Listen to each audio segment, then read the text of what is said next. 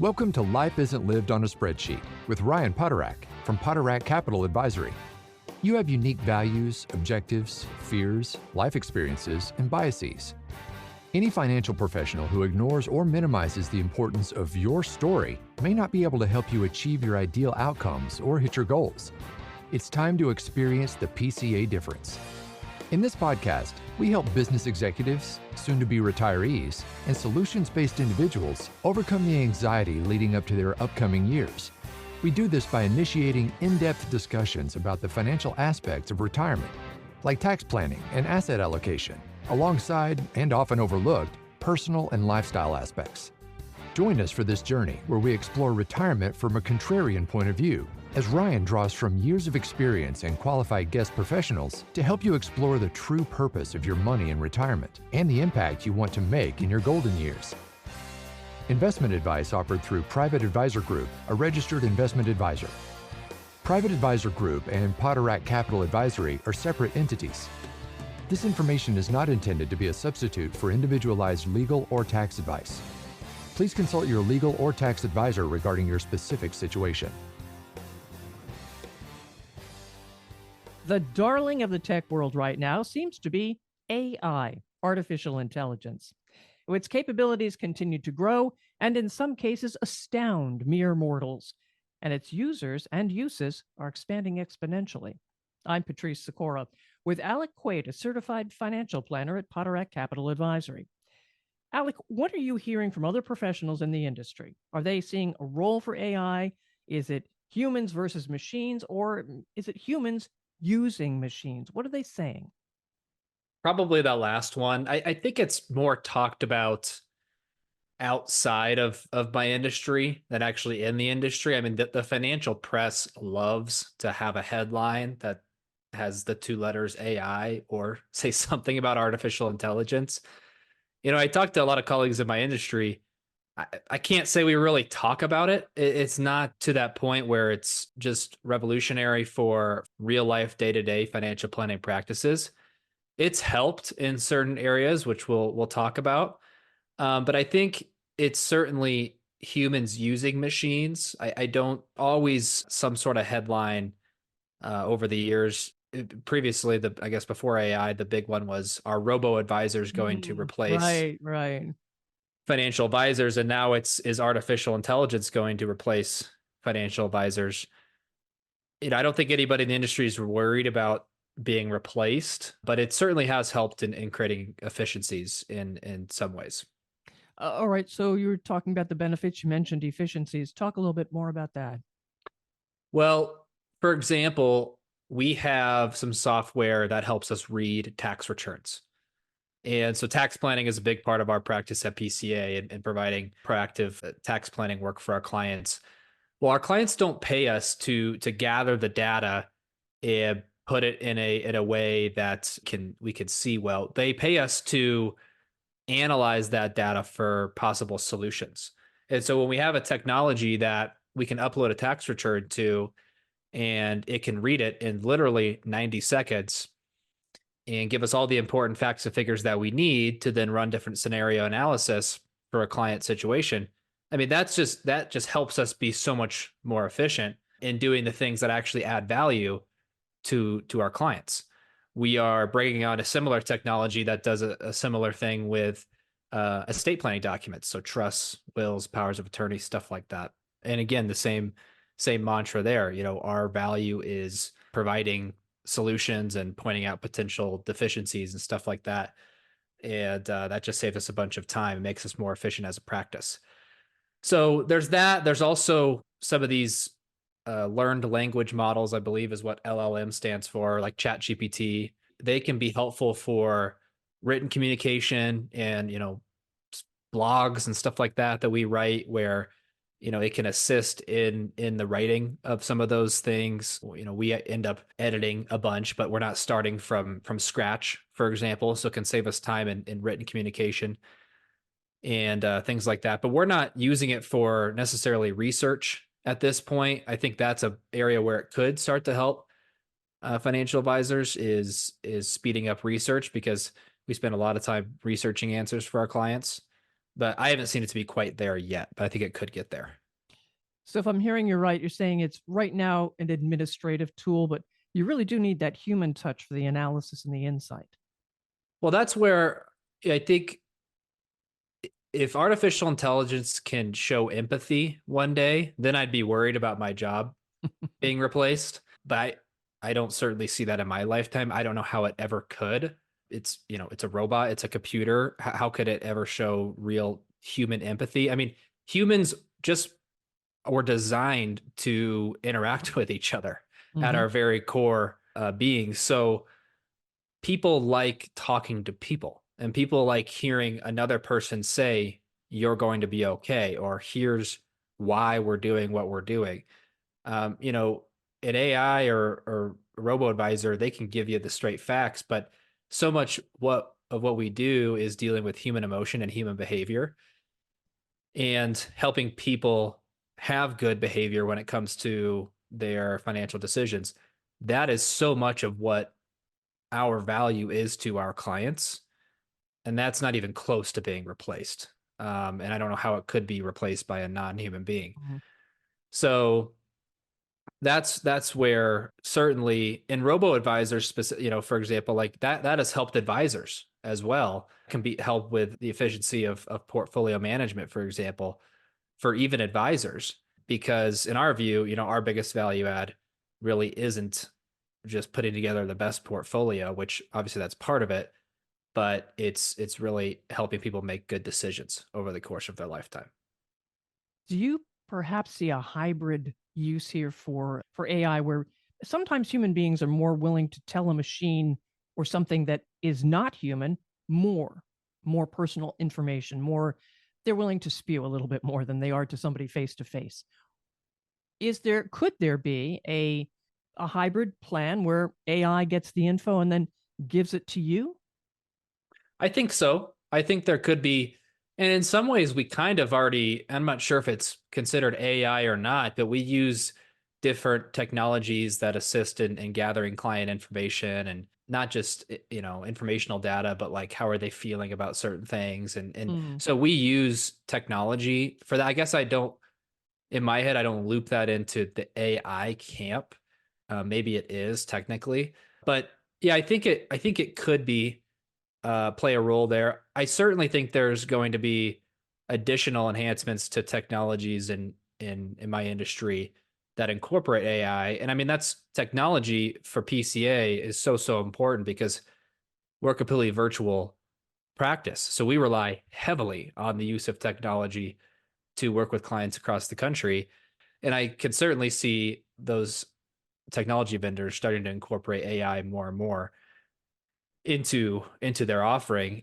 And I think it in some ways AI could really help out folks who have less complicated situations, Mhm. and it is more straightforward, and maybe they can answer their questions. Because I've said in previous podcasts, Patrice, that not everybody needs a financial advisor. And for those folks, typically they're younger, simple financial situations. And maybe it's just not worth them paying a financial advisor yet for whatever reason. Maybe that's where AI could plug in. But as soon as you add complexities and nuances and family dynamics and all these things, Have any of your colleagues said, listen, I'm not dealing with this version of it just now. Come to me in 5 years when you've got AI version 15 and it's so much easier to understand and use? definitely. I mean, I think if we were to stereotype a financial advisor, they're more conservative. They wouldn't be early adopters to lots of things. I mean, a lot of our industry, just statistically, when you look at the demographics, they're not my age. They're 20, 30 years older than me, and they've been doing things the way they've been doing things for a long time. And a lot of times you can't teach old dogs new tricks. I mean, that's a fact, and it's definitely true in my industry. And if you're 10 years or less out from retirement, which is a lot of my industry, they don't want to learn something new. They just want to kind of continue what they're doing because it's been working, and they'll coast off that. It's probably more advisors in my generation, in their 30s, that are going to be taking this stuff up to the next level and actually really implementing it in practice. But I'd say that's a general stereotype, if you will, about people in my industry. But I wouldn't say Ryan falls into that category. He's definitely an early adopter, and he is very forward thinking when it comes to technology. Even though he's been in the industry for 30 years, he's very much tech focused. So he's an exception to that rule, no doubt. Well, you said it is a virtual company, so yes, Yeah, definitely is exactly. on the cutting edge of all this. There aren't Right. very many of those around there, at least definitely not before COVID. But and you mentioned this once earlier in the conversation too. Is there some secret recipe that you have for maintaining a strong personal relationship with clients, even while you incorporate technology? Ryan, as you say, he's on the cutting edge of this stuff. Well, the strong relationships with clients, to me, it comes from personal human to human connection. The technology helps us with all of the factual data, the math, the textbook stuff. But as this podcast is called, life isn't lived on a spreadsheet. And the real conversations that I think are most impactful aren't about the numbers, aren't about the math or the projections or the analysis.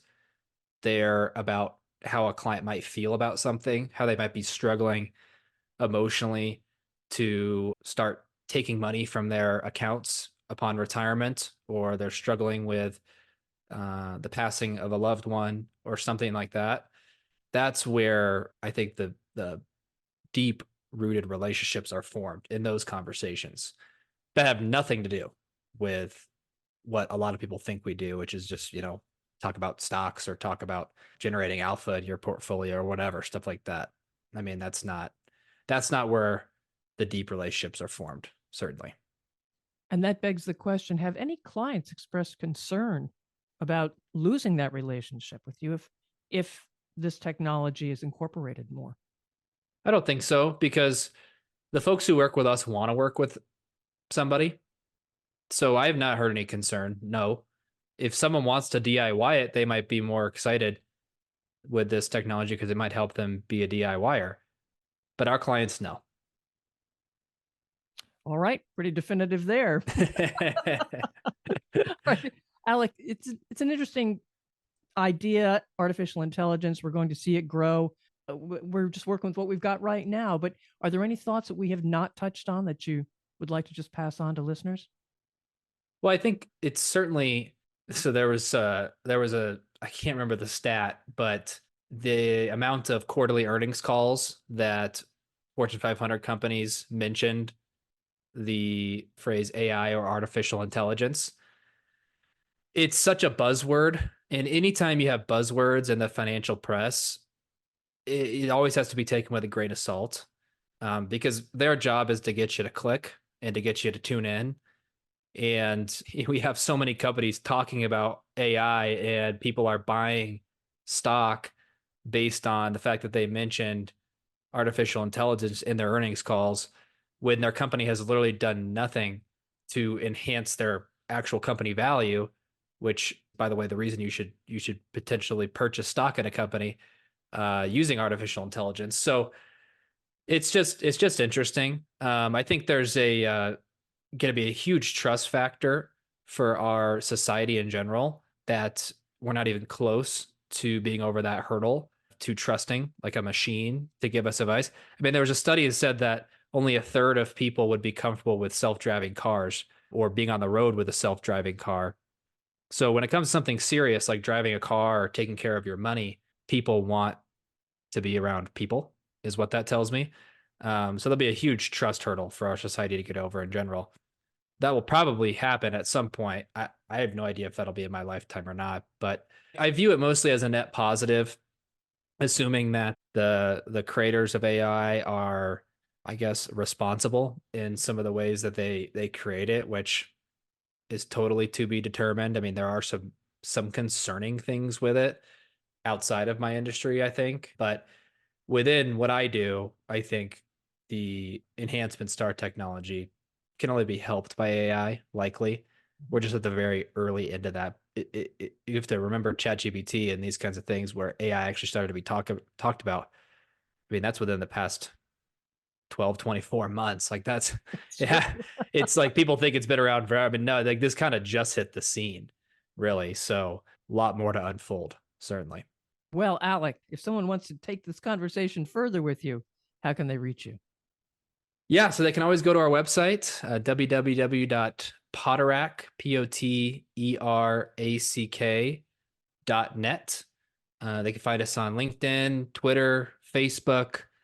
They can call us at 704-366-5776. So we are easy to get a hold of. And listeners, the human touch and technology together. I'll take it. We'll follow this podcast. Life isn't lived on a spreadsheet for the latest shows and great topics. And of course, please share with others. Thanks for being with us. Thank you for listening to Life Isn't Lived on a Spreadsheet. Click the follow button to be notified when new episodes become available.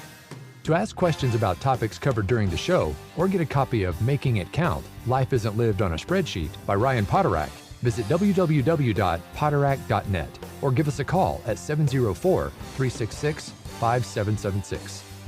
The information covered and posted represents the views and opinions of the guest and does not necessarily represent the views or opinions of Poterack Capital Advisory. The content has been made available for informational and educational purposes only. The content is not intended to be a substitute for professional investing advice. Always seek the advice of your financial advisor or other qualified financial service provider with any questions you may have regarding your investment planning. Poterack Capital Advisory does not offer legal or tax advice. Please consult the appropriate professional regarding your individual circumstances. Nothing contained herein is to be considered a solicitation, research material, an investment recommendation, or advice of any kind. The information contained herein may contain information that is subject to change without notice. Any investments or strategies referenced herein do not take into account the investment objectives, financial situation, or particular needs of any specific person. Product sustainability must be independently determined for each individual investor. Poterack Capital Advisory explicitly disclaims any responsibility for product suitability or suitability determinations related to individual investors.